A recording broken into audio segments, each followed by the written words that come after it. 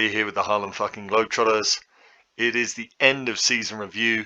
If you haven't seen the last episode, check it out. The Champions League final, Paris Saint-Germain against Liverpool. An unbelievable game to finish the season. The drama was something else. But this season is now over, and we're just going to have a quick look at how the season went. We'll have a little look at what happened around the rest of the major European leagues, and then we'll talk a little bit about what we are aiming to do to prepare the team for next season. Here are all the new signings that Paris Saint-Germain had for this season. You can see Lionel Messi was far and away the biggest success. 25 goals in 38 games, 10 assists. He was actually the highest rated player in the French league, which we will look at shortly. I'm expecting that he will be named French Footballer of the Year. Gianluigi Donnarumma, absolutely exceptional in goal. Nuno Mendes didn't really get much of an opportunity in the team, only 9 appearances, 2 starts.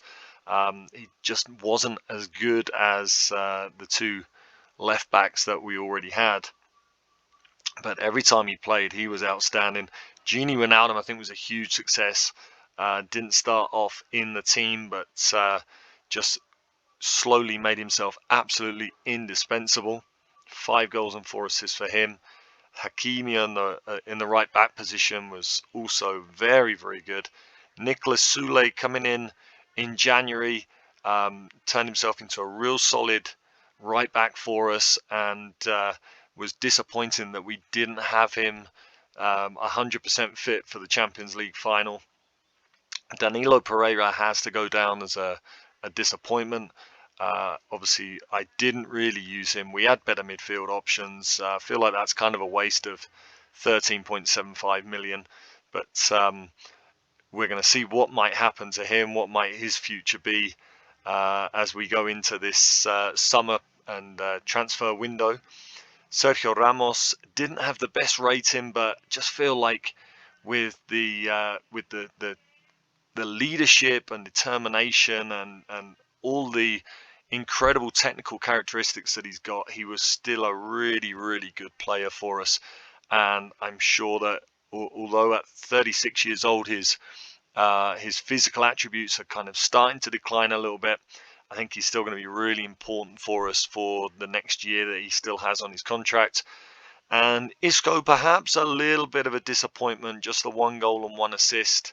He did play a lot of games, although most of them were as a substitute.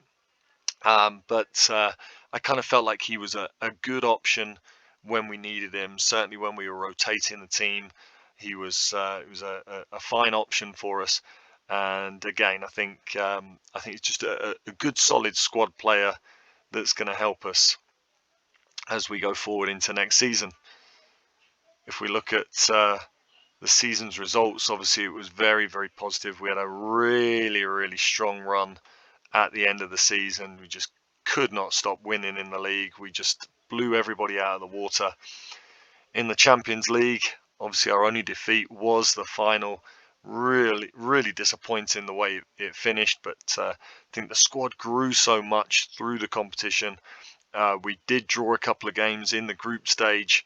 It wasn't a straightforward group stage, but as we grew into the competition against Manchester United and Chelsea in particular, we really showed ourselves to be one of the top European sides.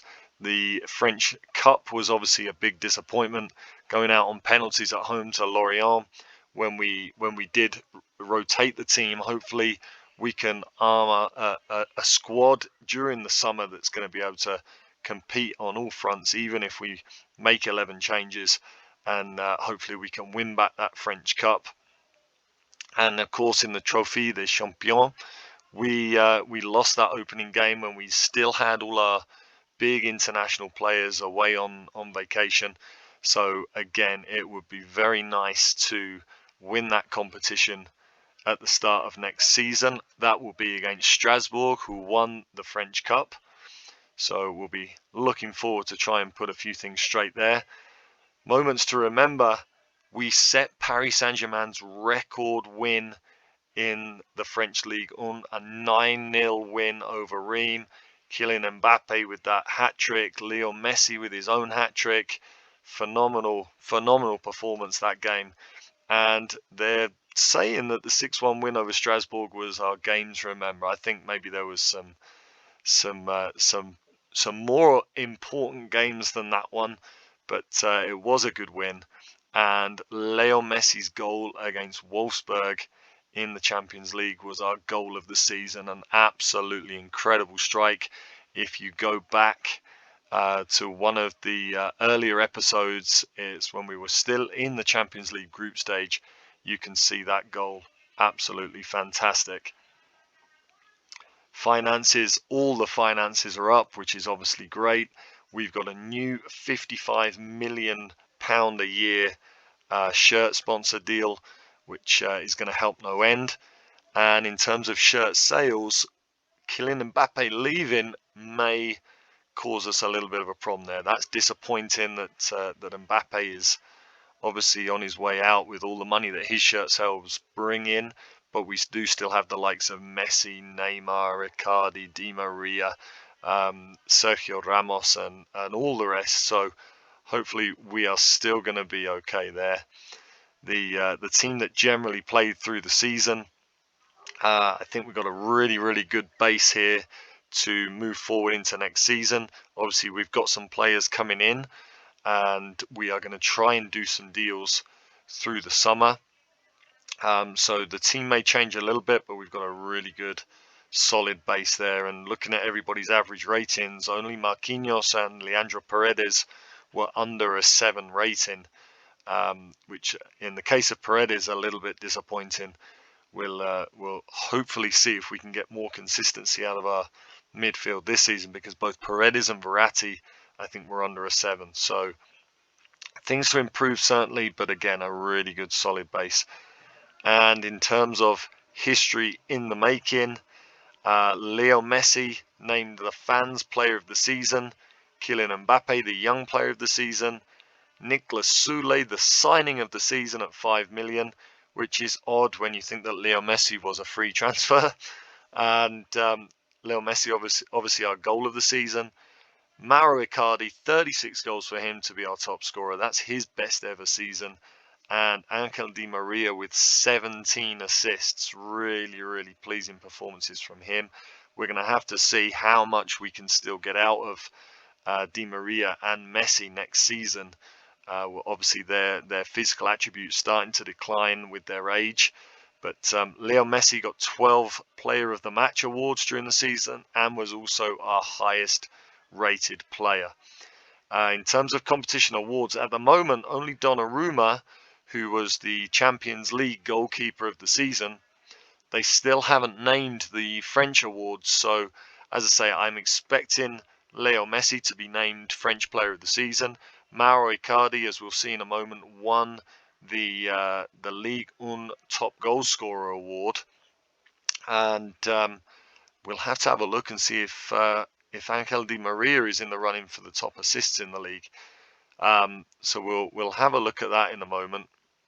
But that was basically our season. 96 points. For the next season, really want to try and break 100 points. I think with the players that we've got coming in and the dominance we showed in the second half of the season, we should be really expecting to just blow everybody out of the water again next season.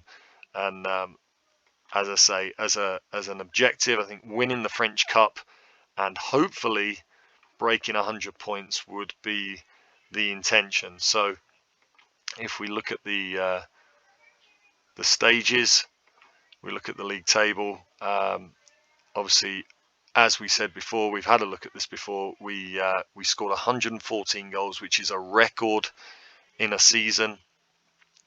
If we can improve on that next season, it would obviously be incredible. If we can also improve on the 26 goals against, I'd like to see if we can get that down, sort of really stamp our authority on everything. And if we go and look at stats, in terms of team stats, obviously we are pretty much at the top of everything that you want to be at the top of. 18 games without defeat now since we lost to Lyon, and just playing with so much confidence. If we look at player stats, yeah, so you can see there, Mauro Icardi, the top goal scorer, Angel Di Maria, the top assister, Leo Messi, most player of the match awards. Leo Messi also has the highest average rating in the league. So I think overall we are just really looking to dominate those French player awards. Really, really great season domestically. If we have a look at the Premier League and we see what was going on there, let's have a look. How are there no search entries for the Premier League? There we go, a little bit late. If we have a look at the Premier League, again, we can see here Manchester City finishing up champions by a point. They were not dominant. The Premier League is going to be interesting next season, but you can see there the big upsets probably are Southampton finishing in a Europa League place, and Everton sneaking into the Europa Conference League. Tottenham have qualified. I think that must be, we'll have a look at the cups in a moment. West Ham, Watford and Crystal Palace all relegated. Might be worth looking at, for example, West Ham's squad, just to see if there might be some players there that we might be interested in with them going down. Declan Rice would be absolutely phenomenal, I would imagine. What we've got to look at is our budget right now. With the budget that we have, we currently do not have any money to spend. We've got to sell players to bring in new ones. Barella used up all of our transfer budget, so we are looking at selling players and then perhaps doing some loan with obligation to buy deals to see if we can get anyone in on those types of contracts. Declan Rice, phenomenal defensive midfielder, still only 23 years old. He would be a great signing for us. He would be a great signing, but he's obviously going to cost a lot of money. Then you've got perhaps Kurt Zuma could be a really good backup option in central defence.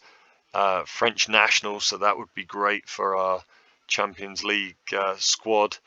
Again, he might just cost too much for what he is, and the money that we have to spend right now, he might be a little bit much.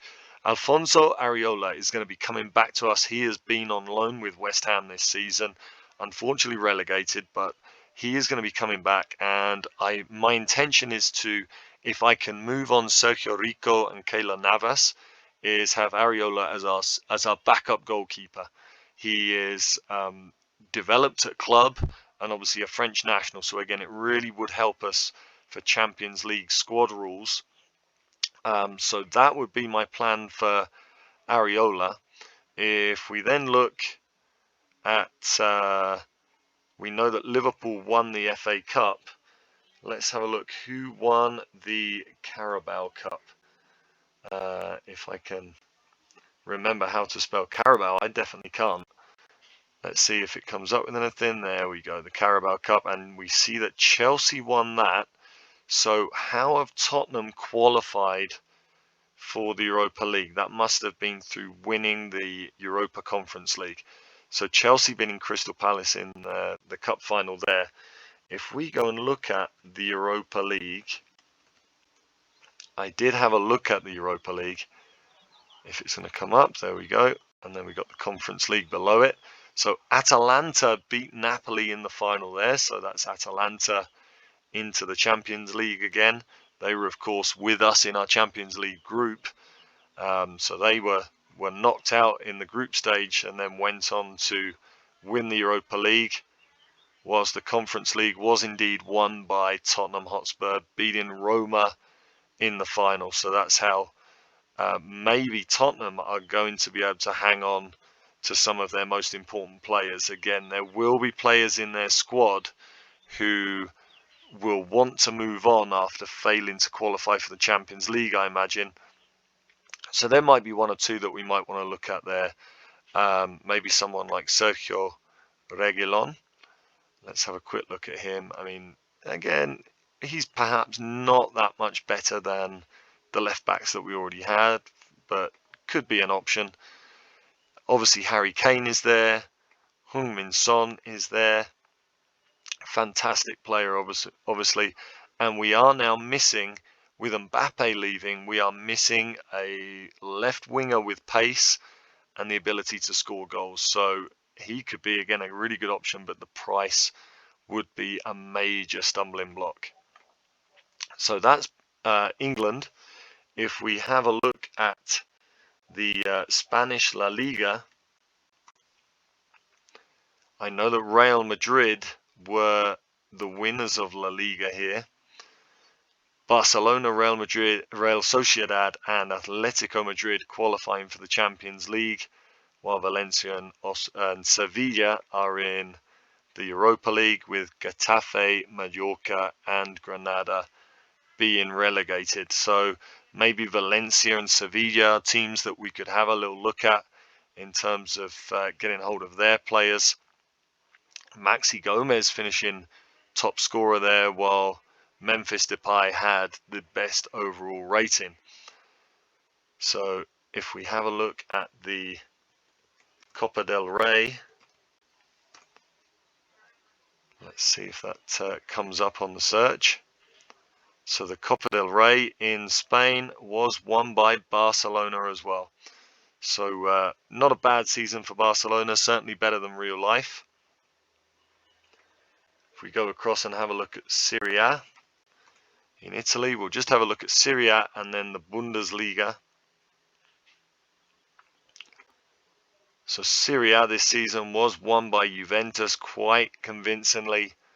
Lazio runner-up, with AC Milan and Inter Milan claiming the Champions League places.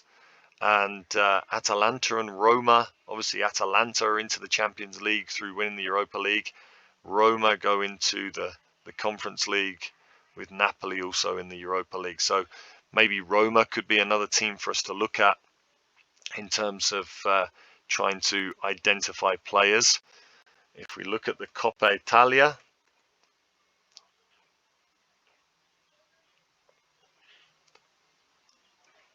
let's have a look. That's not going to be, there's the Coppa Italia.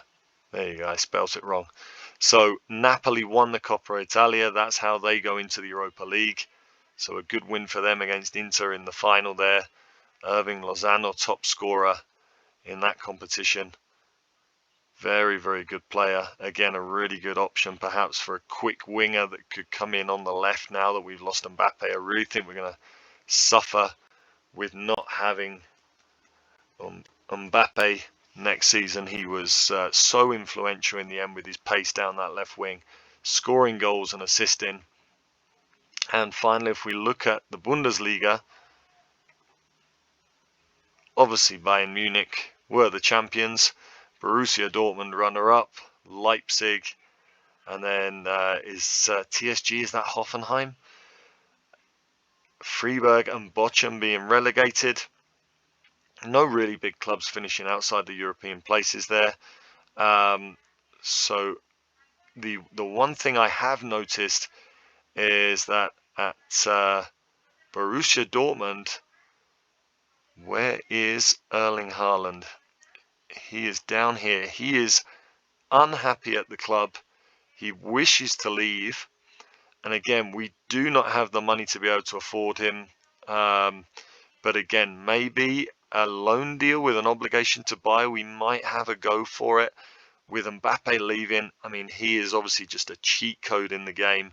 If we could possibly get a signing like Haaland, that would again be another signing that could just push us up onto that next level required to become Champions League winners. So we will keep an eye on him through the season. If we have a look here at our squad, we just want to, first of all, actually we'll have a look at transfers. So we know the transfers that we've got coming in.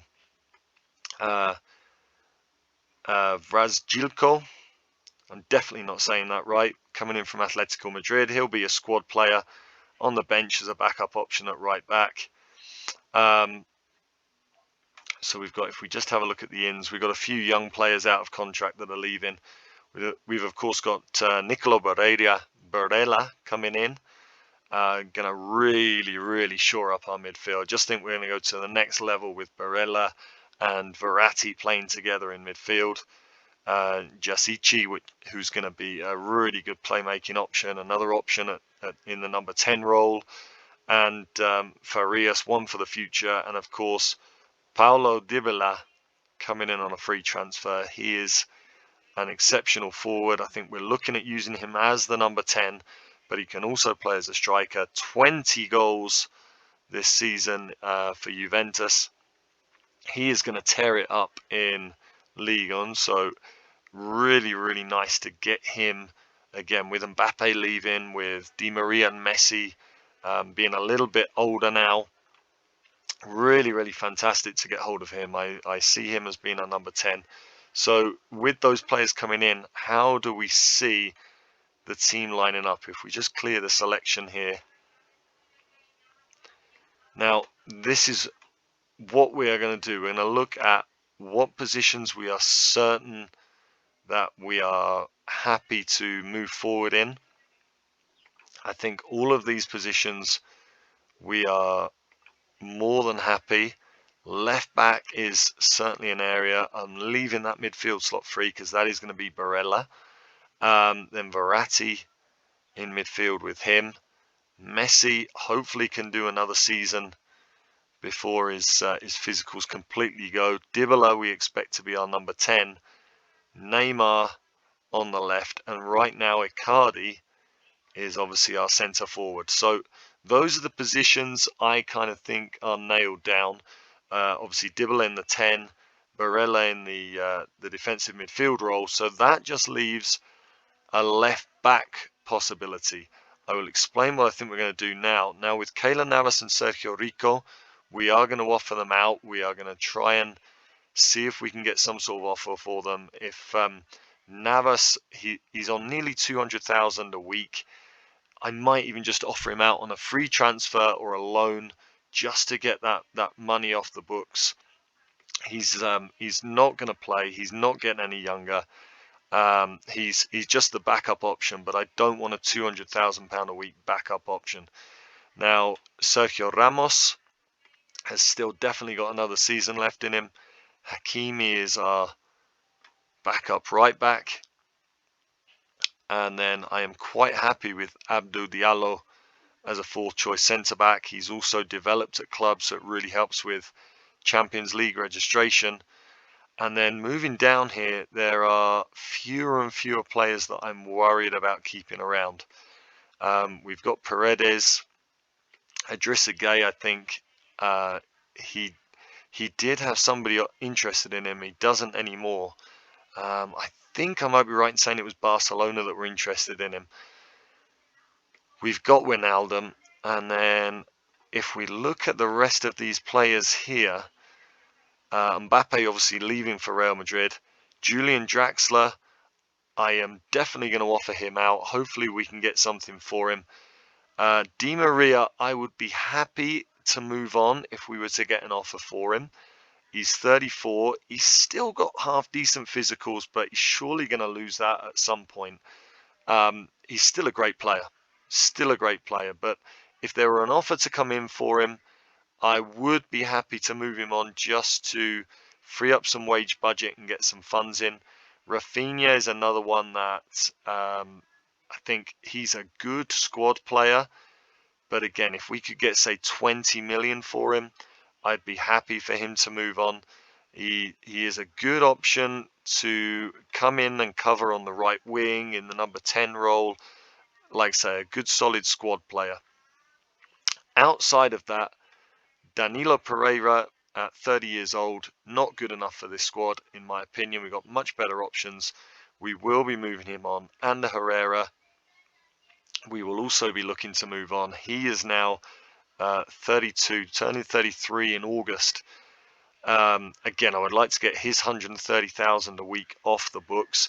Barella is actually coming in on 115,000 a week, so cheaper than Ander Herrera.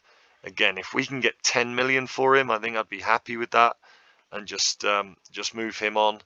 Barcelona wanted him in January. If we could get an offer from them again, that would be very, very pleasing. Isco, I think, again, he's another player that if we've got him next season, I'm quite happy. He's a good option just to come in as a squad player on the wing or in the number 10 role. But I wouldn't be worried about losing him. And then we've got our two left backs. Juan Bernat he's a very good left back, but technically he is lacking. Defensively, he's very lacking. And I'll show you in a moment. I do have an idea of who I would like to get in his place. And then there's Kurzawa, who has been fantastic this season whenever he's played, 10 assists. But again, just very average ratings. He could be much better defensively. Not bad physically, but just an average player. I would like to keep one of them and move the other one on. You can see Juan Bernat is wanted by Atletico Madrid and Barcelona. I think I'm going to see if we can get an offer for him. We're going to let Nuno Mendes go back to Sporting at the end of his loan, I think. Again, he's just not going to be good enough. He may be in the future, but certainly not a player that we want to buy at the moment. So that's really where we are right now. Other positions I would like to fill, again, if I could get a better striker than Icardi, if I could get a really good backup winger with some pace to replace Mbappe, that would be a really good idea. And apart from that would be the left back. Outside of that, I think our squad is in a very, very good place. If we look at our finances, we've got, at the end of the season, we've had a lot of money come in from prize money, but we are struggling with this wage budget and with the transfer budget. I'm going to see if they reset the transfer budget at the end of the season. Hopefully they will. If not, we are going to have to sell and possibly get creative with some loan deals with an obligation to buy in order to strengthen the squad further. But that's how we're looking right now. The only other player that I am really looking at right now, if we have a look at Bayern Munich, if I spell Munich correctly, if we have a look at Bayern Munich, okay, so we'll have to go to Bayern Munich 2 and then we'll go up to Bayern Munich 1.